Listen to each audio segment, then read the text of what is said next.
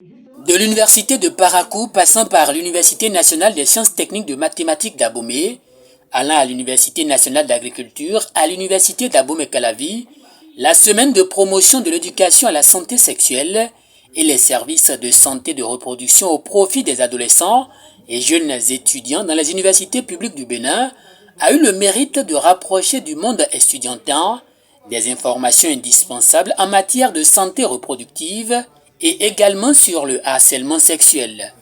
L'éducation sexuelle est devenue presque un sujet tabou, sans doute par méconnaissance de notre histoire et probablement aussi de notre culture. Donc du coup, nous avons énormément d'étudiants qui arrivent à l'université sans avoir le courage d'aborder de manière ouverte les questions liées à la sexualité. Et pourtant, la sexualité, pour reprendre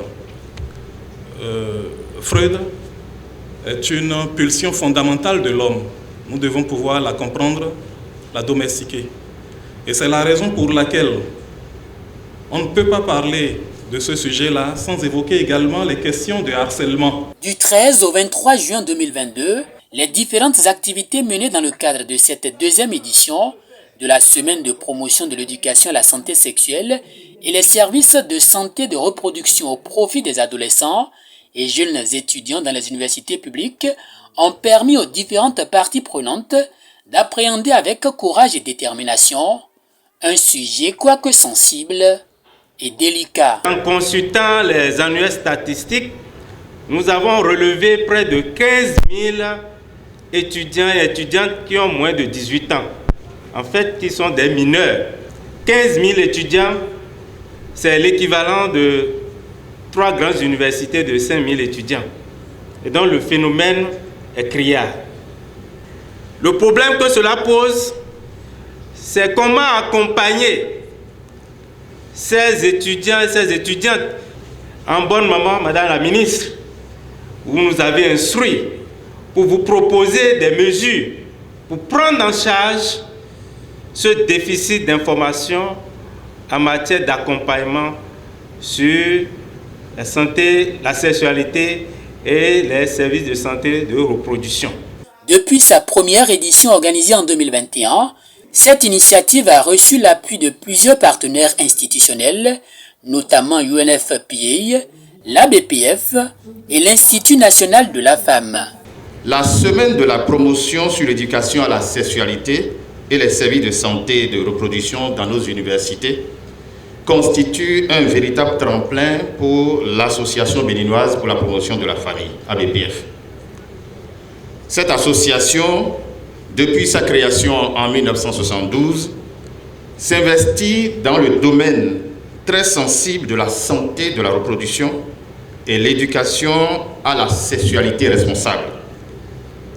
Elle s'est assigné l'objectif de répondre efficacement aux besoins des populations en santé sexuelle et reproductive, avec un accent particulier sur les adolescents et les jeunes. L'idée de développer cette thématique et d'engager des actions concrètes dans une sphère qui regorge autant d'adolescents et de jeunes est un geste plus que salvateur.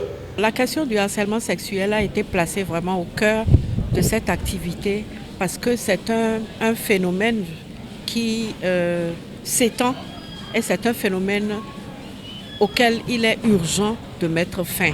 Parce que nous sommes dans la dynamique de l'encouragement à l'éducation de la jeune fille et nous sommes en train de pousser à un moment où nous constatons que plus on monte de niveau d'enseignement, moins on voit des filles. Et donc c'est toujours un bonheur de voir quand même un certain nombre de filles à l'université et le comble serait que pour avoir fait tout ce chemin, pour avoir fait tous ces efforts, que quand elles arrivent à l'université, qu'elles ne puissent pas étudier au même titre que les jeunes étudiants du sexe masculin avec une égalité de chance, une égalité d'opportunités. Avec le concours des cliniques mobiles mises à disposition par l'ABPF pour cette campagne d'information et de sensibilisation, l'objectif de 1000 personnes impactées a été largement atteint pour le bonheur de tous. Les jeunes qui font un pourcentage assez impressionnant à qui nous devons donner la possibilité de mieux conduire les affaires de la cité à leur tour, constitue une grande priorité pour le gouvernement de son Excellence, le président Patrice Talon. C'est pour cela que, autour de ce programme, on n'a pas lésiné sur les moyens pour que les jeunes soient totalement sensibilisés et aguerris pour affronter les divers maux qui les handicapent, qui les bloquent dans leur ambition d'aller jusqu'au bout de leur formation. Et l'innovation, cette fois-ci, c'est le jumelage avec l'activité portée par l'INF. L'INF qui est une démonstration également de la volonté politique d'aller jusqu'au bout. En mettant en place cet Institut national de la femme, c'est le signal fort que son Excellence le président Patrice Talon donne aux côtés de toutes les femmes, de tous les hommes qui se battent pour éradiquer ce fléau que constitue le harcèlement sexuel. Et toutes ces manifestations, visibles ou invisibles, discrètes, directes ou indirectes. Il est attendu d'ici la 4e édition de la semaine de promotion de l'éducation à la santé sexuelle et reproductive que toutes les universités publiques du Bénin puissent bénéficier de ces séances de sensibilisation et d'information.